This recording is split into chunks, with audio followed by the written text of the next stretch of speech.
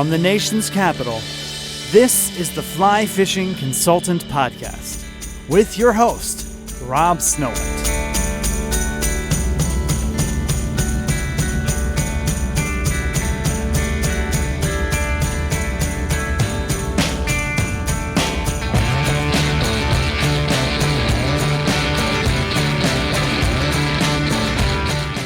This is episode 246 of the Fly Fishing Consultant Podcast. My name is Rob Snowhite, and I'm pretty sure I've never met somebody with the same last name as me that was not directly related to me. This episode is called In Search of Coho Mojo, brought to you by Hatch Outdoors. This is a summary of my recent trip to New York in search of coho salmon. This tailwater makes it more unique than other salmon stocked rivers along the Great Lakes, and don't let my talk of crowds and other things discourage you from experiencing this very unique fishery. And I'm going to finish my podcast with my new theory about steelhead being the cuckoos of the fish world. Over the years, Hatch Outdoors has met thousands of anglers, attended dozens of shows and events, visited a ton of dealers, listened to the advice of hundreds of guides, and met some of the pioneers of our sport and traveled the globe fly fishing. Not too shabby for a couple of overgrown children from Southern California. Through it all, one question always comes up. How did it all begin? John Torok purchased what he thought was a high-end reel for a trip to the Eastern Sierras. It failed miserably within hours of fishing on his first day. John reached out to a business friend who was the only person that he knew whose products were machined. That friend suggested he call Danny Ashcraft. But instead of calling Danny, he drove over and walked in the front door. Danny wasn't home. He was out fishing in Idaho. What were the odds of finding a machine shop owner in San Diego who's also an avid fly fisherman on his very first try? When you want a product to work right, sometimes you have to build it yourself. And that's where Hatch Reels began. John and Danny discussed reels while fly fishing, over Mexican beer, drinking fine tequila, great wine, and tacos. They premiered their first reel, the 5 Plus, in 2005. Hatch Reels are now industry standard. They're made in America by a family-owned and operated company since 2003. For more information, visit hatchoutdoors.com.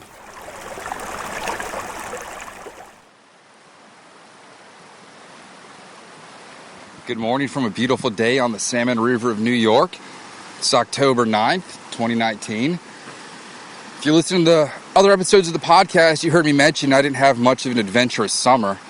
So I decided to do a fall trip. My options were maybe drive down to the Carolinas, go up in the Appalachian Mountains, fly to IFTD in Denver, and then go up to the condo in Breckenridge, which was a little more costly. Or I could come up here and do something I've never really done, which is target coho salmon. So for the last couple of weeks, I've been tying up purple flies, intruders, buggers, some nymphs, purple jumbo johns, and I'm going to try and see what I can do to get away from some crowds during the salmon run and hook some fish. There's a couple people above me, a couple people below me here in the upper fly stretch. That is where Rob from Whitaker's suggested I fish today. And then we go back to my other plan of hiking in further tomorrow to a spot downriver where I should have everything to myself. I've got my Dana Design day pack loaded with provisions. I've got plenty of leader material, split shot, a spare rod, and I've just strung up my 10-foot 8-weight, a new Skagit head, my Hatch 7 Plus. I'm cooling off right now for my walk in, and in a minute I'm going to start swinging flies. I'm not here to target steelhead. I wouldn't mind a brown or a steelhead. Not too interested in king salmon. They'll just mess up all my gear. There's some bugs coming off. It's going to be about 65 degrees Fahrenheit today. It's partly cloudy. And I've got a whole stretch of the river, and the only sound you can hear are crickets and the water. I'll check in with y'all later. It's now Thursday morning, 9 a.m., and I want to tell you about yesterday. So I strung up my gear, tied on a big purple intruder. Right when you throw your fly in to get it wet so you can cast it out, that's when I hooked my first fish of the day.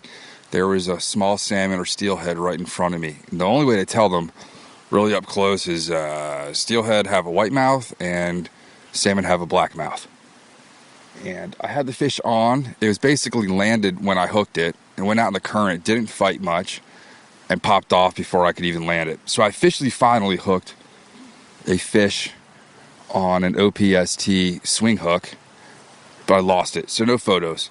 And I worked that water till about 2 o'clock in the afternoon, maybe even 3 or 4, I don't know.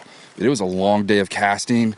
It was a little chilly out. I was a little underdressed, being that it was 90 degrees in Virginia last week, and now it's in the 40s right now up here. There's plenty of steam coming off the water. There were a couple of people upriver hooking into salmon. It was at the exact point where the water was only about 5 feet wide, so the salmon didn't really have a choice but to go through there.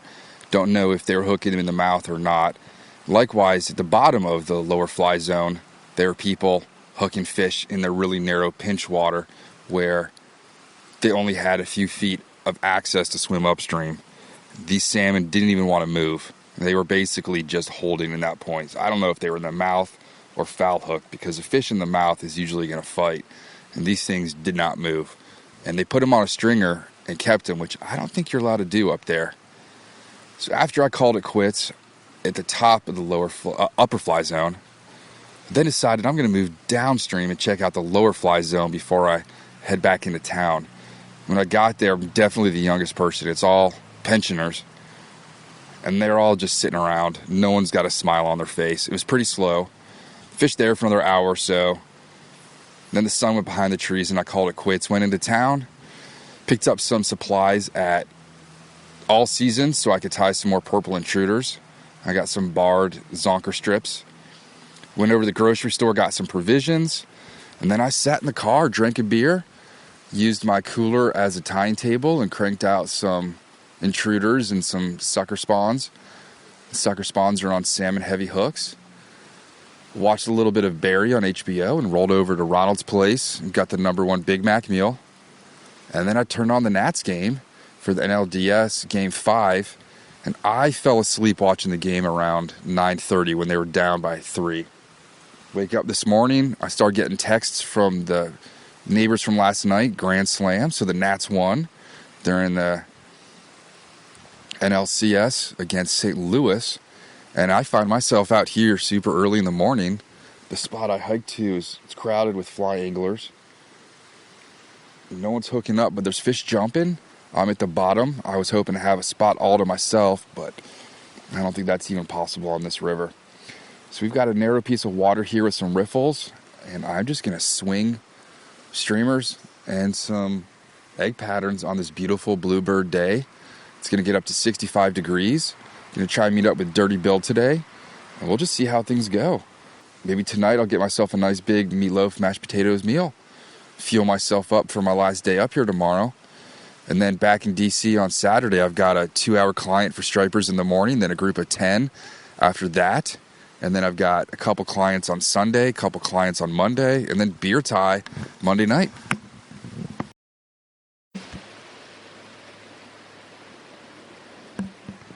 It's a chilly Friday morning. It's October 11th. There's steam coming off the water right now. Don't see anybody hooking up. I got a good night's sleep. I crashed really hard last night. Very tired being on my feet with no breaks. I haven't walked 3+ miles and then being in the sun the whole day. I got up early this morning, came over to the trestle pool, geared up, swapped out my spools, and I hiked downstream a little bit, and here I am. The sun has not come over the trees yet. It's rather chilly. Tying on my second fly in 5 minutes. I tied up some chartreuse buggers, some pink buggers, and some pink and chartreuse egg-sucking leeches last night. And now I'm swinging through a bend in the river, hoping I can land at least one fish before it's time to make the call and go home. There's one salmon on a stringer in front of me, so at least I know somebody's been catching fish today. So I spent the last hour fishing a big riffle. Not getting anything. I've been swinging buggers, 3-loop pink ladies, been throwing some pheasant tails, kind of switching over to try and target a steelhead that might be in there, to no luck. But the sun now is just coming over the trees. So hopefully it's going to start warming up. There's a guy below the riffle. He has set up a campfire. So when the wind is right, you get to smell campfire smoke and not all the rotten salmon on the shoreline. You know when you're driving down the road and you just smell death, you know there's a dead deer or raccoon or something? It kind of permeates all the way up and down this river. If the fishing's lousy today, at least the leaves are changing colors, mixed in with all the other maples and oak trees and alders. The sound of the water, I pretty much got this stretch to myself right now, except that group below me. But I'm burning daylight right now, and I'm running out of time to land some. So I'm going to switch up some flies. I just broke off the 3-loop pink lady. I'm going to move upstream a bit and try and fish the bend in this spot of the water and see if that produces something. I've dropped down to 8-pound tippet, and the guy above me has got a fish on right now with a spinning rod.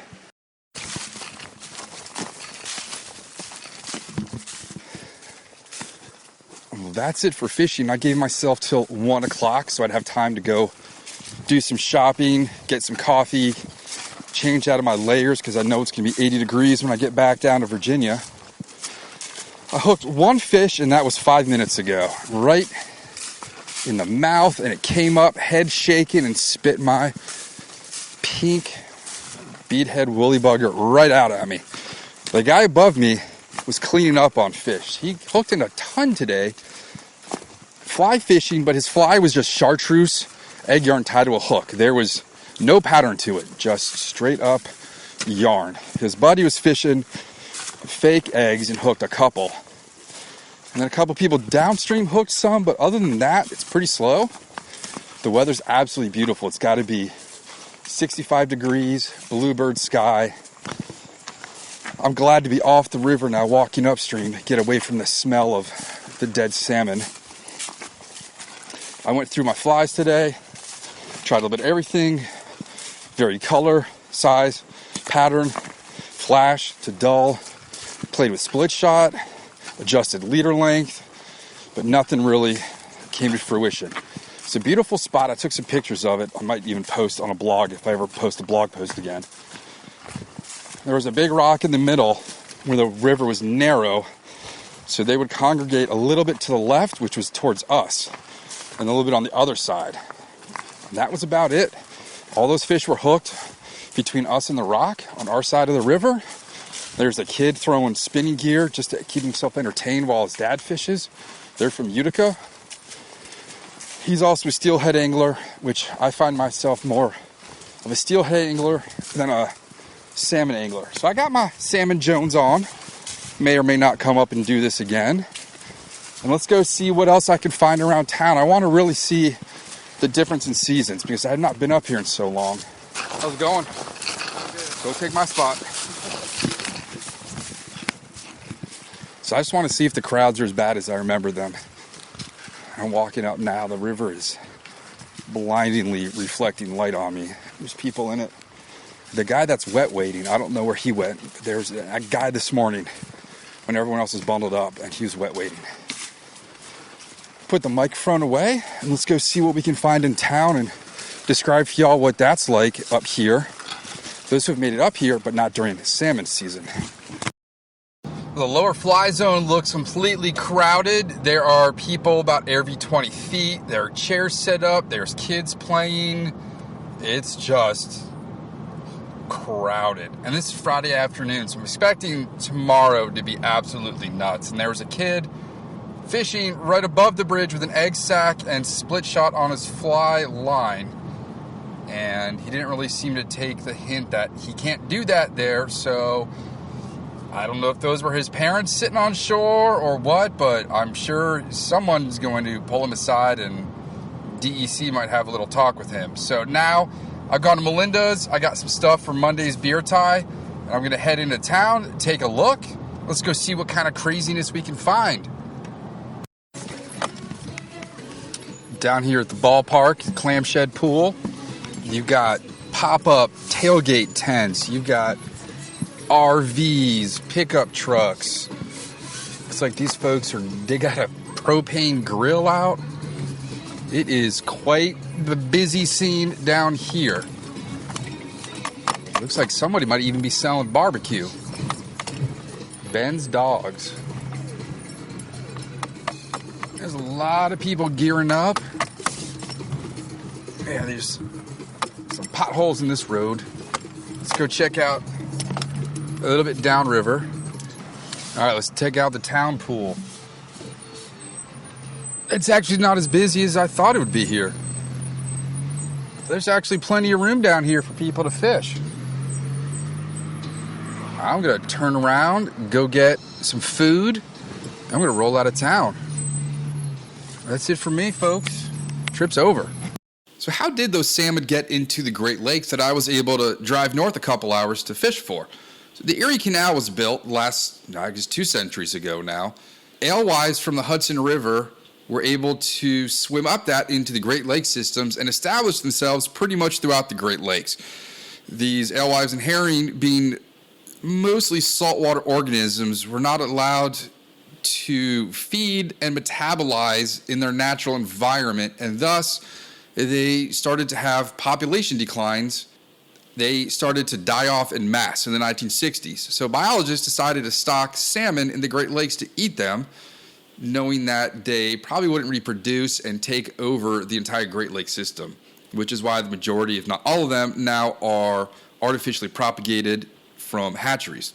So every fall, these salmon will begin their migration up the rivers that feed into the Great Lakes, thinking that it's their natal waters of the Pacific coast and that the Great Lakes themselves are the oceans. They don't feed on the same organisms, so the flesh does not look the same and probably doesn't taste the same. I don't know. I don't eat fish. So it gives anglers a chance to go catch large fish and see large fish that, if you're not traveling to the Pacific Northwest, gives you a chance to see them up close, which is something that I really enjoy. The environment just doesn't seem to have adapted to those extra nutrients since the salmon have only been there for a couple hundred years. It's not the salmon forest that Kayla and I talked about 2 podcasts ago. And while you're up there, you've got people from all over. There are people from other countries. There are people from all over the U.S., mostly people from the New England area. It's going to be a lot of Pennsylvania, Vermont, Maine, New Hampshire, New York license plates with a lot of Pennsylvania mixed in. I only saw one other Virginia plate. I don't think I saw any Maryland or DC plates. But while you're up there, you see all different skill levels of anglers, be it fly, spin, float fishing. You'll see some crazy things up there. I mentioned a kid had split shot on his actual fly line. You will see a lot of crazy shenanigans that you don't normally see on your home waters, mostly just due to the mass amount of people that show up there. You also see all sorts of budgets. There are people out there with the fanciest gear. There are people out there completely on a budget, and they're all doing the same thing, and everyone gets along. You don't see anybody making fun of somebody else for not having the most expensive or high-end gear. The salmon anglers do get a bad rap up there. That's kind of what I wanted to go see. The last time I was up there, my first time fishing for salmon was absolutely crazy. It was shoulder to shoulder, and there were fish everywhere. I wish I had the gear and knew what I did now. Back then, would have caught a lot more fish. The crowds do bring with them litter, noise, parking lots completely filled up, more boats on the water, more monofilament on the shorelines, coffee cups floating downriver, cigarette butts all over the shoreline. I don't know why smokers can't just pack them out with them. But it's kind of gross, and it comes with the territory of more people up there. You're just going to have more people doing their thing. You cannot really avoid it. And those salmon anglers do really bring in the majority of the income for some of those local shops all at once in a huge amount, which is great for the local economy. And I had a great time regardless of catching fish or not. And I didn't land anything really, except that first fish, just throwing my fly in, wetting it, and looking down, going to cast it, and by going to cast it, I set the hook in that fish's mouth. It was great to get some fresh air, being outside for pretty much 3 days straight, getting to see bluebird skies with a full moon, seeing the steam rising, on the water in the mornings, the trees. It's an absolute beautiful river. And when you go up there, be sure that you're going to go check out the hatchery and the Salmon River Falls. They're both on the same road. You can do a quick in and out, less than 30 minutes to go do both of those. The waterfall is very big, and when the leaves are changing, it's definitely something you want to go check out. Before you go, you want to check water levels. I use River Boss. The waters were low, 400 plus CFS at Pineville, which is sort of the middle of the river. It's not a long river because there's a dam about 9 or 15 miles upriver. So the fish definitely don't have far to go. And it's amazing how much they'll atrophy and start rotting being in that river for such a short distance. These fish were built to go a couple hundred miles upriver, and they're not doing that. The low levels also mean that you can target fish in certain areas that is not the most sporting. And a lot of those fish, when they were hooked, were just dead weight, and you couldn't even tell if people were hooked on rocks. The fish were not moving, and you can hook them on their sides and their fins by accident. I even brought a fish in just by dragging it in, and I was able to get 3 of my flies out of its dorsal fin and 1 out of its back. You will see fish go by with all sorts of tackle in them, which makes me very wary ever to grab a fish that someone's trying to land or grab it when it's in the net without thoroughly checking to make sure there are not hooks sticking out of it. The crowds were not as bad as I expected. There were definitely more people in steelhead season. I'm used to seeing big empty fields this time of year. They're full of RVs and campers. There were campers in the parking lots. The smell of smoking salmon and campfires was all up and down the river.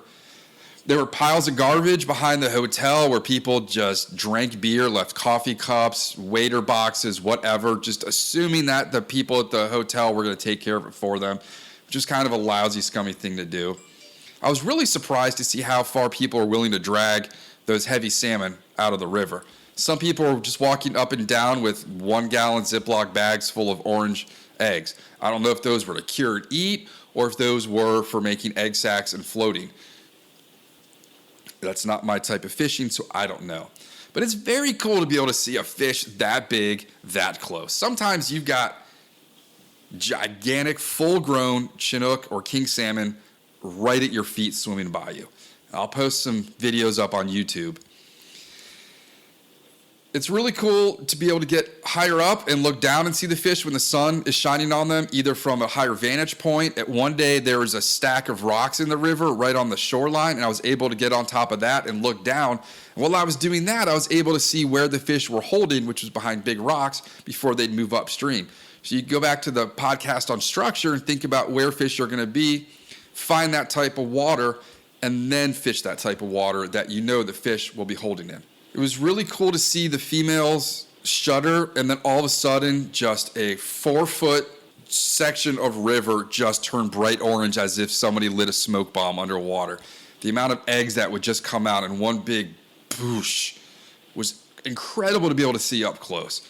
Just how bright orange that water was. And up and down the river, there are eggs all over the place, either from people picking up fish and the eggs dripping out, or from fish dropping eggs. So you see them at different stages of freshness to completely dead eggs. Some may or may not be fertilized, probably not viable. But you get to see those and then work on your fly selections or fly tying to match the hatch, which is the eggs that some of the other fish might be feeding on, or that the salmon themselves might just be randomly picking up for who knows why. It was nice to be able to hang out on cold water where I could see some nice aquatic entomology. There were caddis flies and mayflies. I saw a couple crane flies, and there were adult stoneflies coming off the water as well. And some midges that I just can't identify, but are pretty small. So when you do end up hooking a fish, sometimes you don't know if it's foul hooked or not just on the way the fish moves. There are so many fish in the water, so many fish with their mouths open, you have no idea if you snagged a fish in a body part, the extremities, tails, fins, back, sides, or if your fly just happened to swim across its mouth while it was open and get caught in there. So that's called flossing, and I don't know if my fish actually, the ones I hooked, actually bit out of aggression or were trying to move something, or if I just flossed them. I consider it unsportsmanlike to fight a foul hooked fish. You should break those off. And then it's just kind of a rain on your parade when you find out. You're not going to find out if it happened, but if they do get flossed, It's just not as cool as if one actually went and targeted your flies. Apparently, I was 2 weeks too late for cohos. The only coho I saw was a dead one floating by on Friday with a black egg-sucking leech in its mouth. I was unable to hook a fish behind a female, either a male being aggressive, thinking that your fly is trying to eat the eggs that they're trying to fertilize, or if a fish was eating macroinvertebrates or eggs that were being kicked up by a female making a red, or when she was spawning. It didn't happen. And there are definitely anglers in back channels and creeks in knee-deep water. Whether they are ethically fishing or not, I couldn't tell, but it seemed a little unsportsmanlike to go up to fish in crystal clear, knee-deep water, basically a baby pool, and try and swing a fly in front of them to bite. I did it a couple times. I lost interest, but it was really cool to see fish that big in water that narrow. I'm assuming a lot of those people were just trying to swing a fly into an open mouth and saying that the fish ate it. I don't know. The flies I brought up, I definitely thought were a little wrong. I brought up specifically coho. I was trying to get some coho mojo. I had steelhead nymphs, my typical boxes. I had buggers, estas flies. I had intruders and egg flies. You name it. Nothing really worked better than others. I had some really cool all silver woolly buggers that may or may not have worked better in the upper fly zone. I don't really know. I didn't bring enough food with me for the river bank during the day. I had some great beef udon noodles from Wegmans. If you got a Wegmans near you, check that out. And I was definitely too tired on Wednesday and Thursday to go to a sit-down meal, which is why I went with one of the 3 to 4 fast food options that I could just grab and go and eat in my car, tie flies, and watch some baseball.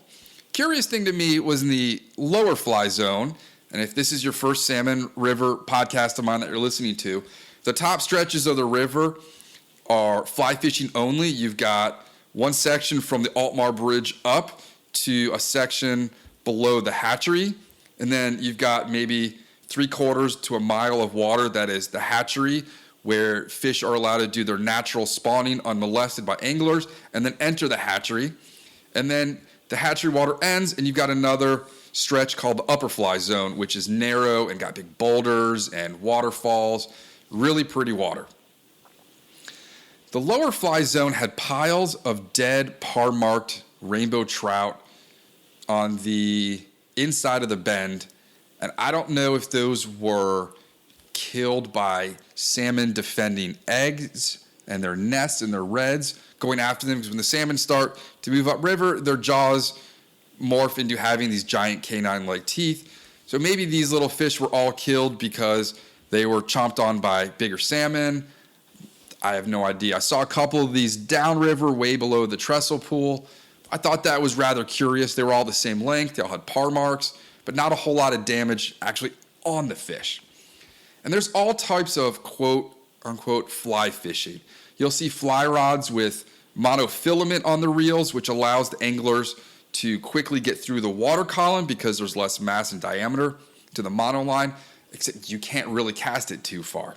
I saw lots of split shot on those rigs. You just really can't cast a real fly fishing cast if you've got that much weight on.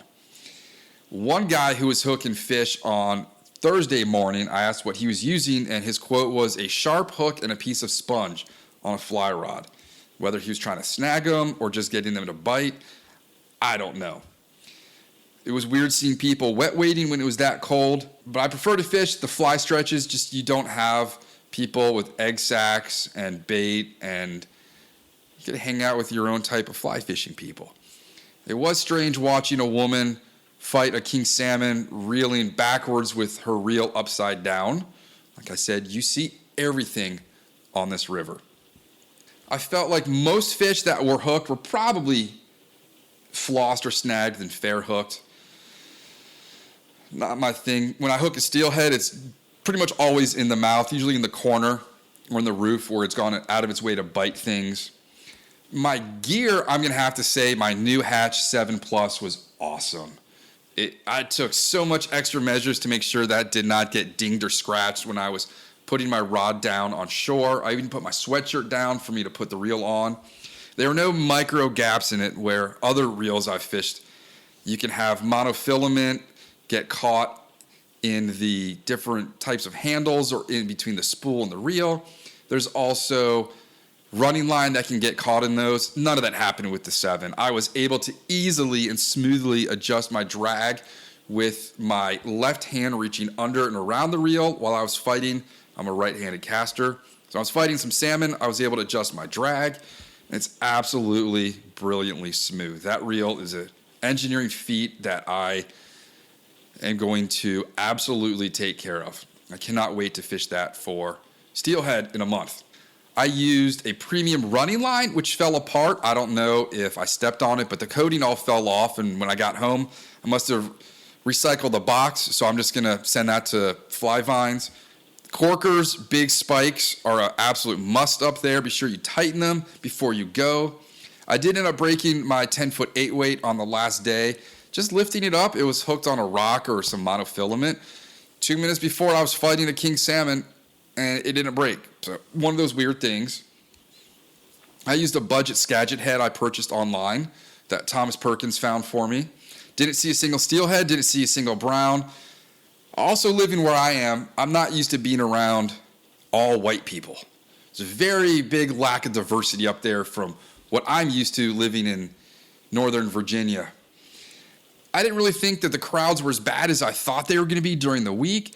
I ideally wanted to go the next week, but the wife's got to go to an Air Force base for work, so I can't take my kid out of school to go with me. There's not room for 2 of us to sleep in the car, so I went the week earlier. So if I had waited another week, there probably would have been more fish in the river. Can't, hindsight's 2020. So I don't know. And one of the stranger things was leaving. I decided to go get a Coke and some fries at Ronald's place on my way out to Golden Arches. And there was a woman with her son who's got to be in his late 20s. And this woman was definitely past viable reproductive age. And she had a bit of a panza. And the woman behind the register said, "Congratulations." And the woman's like, "What for?" She goes, "On your pregnancy." And the woman's like, "I'm not pregnant. I'm just fat. But thank you." And I was just like, wow, it does not get more awkward than that. And here's the final thing I want to leave you with. After talking to Kayla, doing research on next week's guest, watching some David Suzuki videos on YouTube, I've come up with my own theory that steelhead are the cuckoos of the fishing world. If you don't know what a cuckoo is, it lays its egg in another bird's nest and has another bird expend its energy and resources feeding and raising its young, so they don't have to expend all that energy. So what a salmon does is it swims upriver, it drops eggs, it kicks up food, it lays a ton of eggs, and then it dies. So all those nutrients from the salmon that are coming from the Pacific Ocean are reinforcing the environment and aiding to all the growth of the stream and its surroundings. And steelhead don't contribute to that. They take advantage of it. They're young, take advantage of the nutrients that the salmon brought with them after their deaths. The adult steelhead not only feed on the dead flesh of salmon, they feed on their eggs. They feed on what they dislodge while making their reds, and they also feed on young salmon, and then their young are going to feed on all the aquatic nutrients and algae, micro, macro invertebrates that were able to grow based on the nutrients those salmon brought into the river from the ocean. Now, whether steelhead evolved to do this, I don't know. It's just some of those things I've been thinking about. Is it some sort of symbiotic relationship? I don't know. But they get to live year after year where these salmon are only going up there once and having an expiration date and dying. And then the steelhead take full advantage of that. That's it for the Salmon River podcast brought to you by Hatch Reels. We're going to send this off to producer Jason. And we're going to have some more interviews coming up in the next few weeks for those that enjoy the interviews over the classroom-style lectures. Thank you for allowing me to entertain you about my recent trip up north. And I am going to go start tying some flashback pheasant tails. Thank you for joining us for the Fly Fishing Consultant Podcast. For more information or to contact Rob, please go to www.robsnowhite.com.